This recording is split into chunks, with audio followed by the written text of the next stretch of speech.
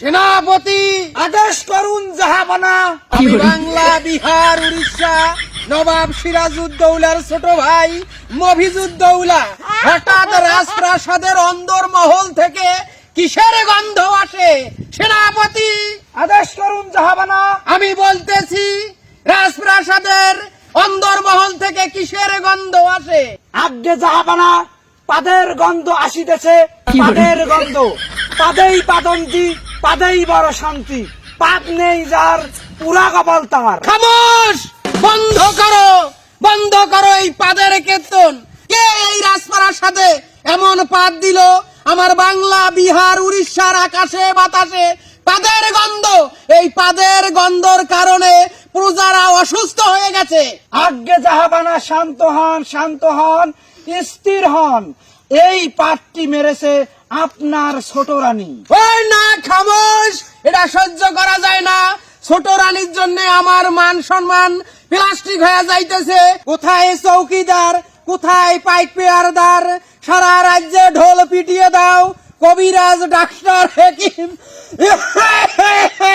যেখানে যা পাও এই পাদের চিকিৎসা করো। এই পাদের চিকিৎসা না করলে প্রজাদের কাছে আমি মুখ পাবো না। জাহাপানা, শুধু যে পাদের গন্ধ দিয়ে আপনার আকাশ বাতাস নদী নালা খালবিল ভরে গিয়েছে তা কিন্তু নয়।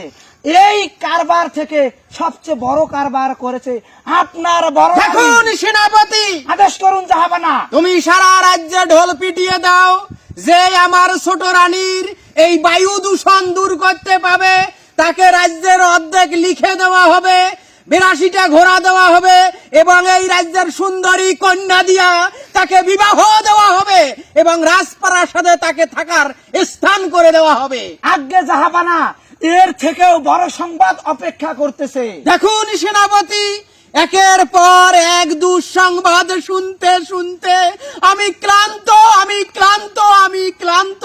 কি এমন দুঃসংবাদ সেনাপতি, সেটা বলুন। কি দেখুন মহারাজা, গতকাল রাত্রে আপনার বড় রানী স্বপ্নে দেখতেছে সে বেতাল সারতে গিয়েছে বাথরুমে।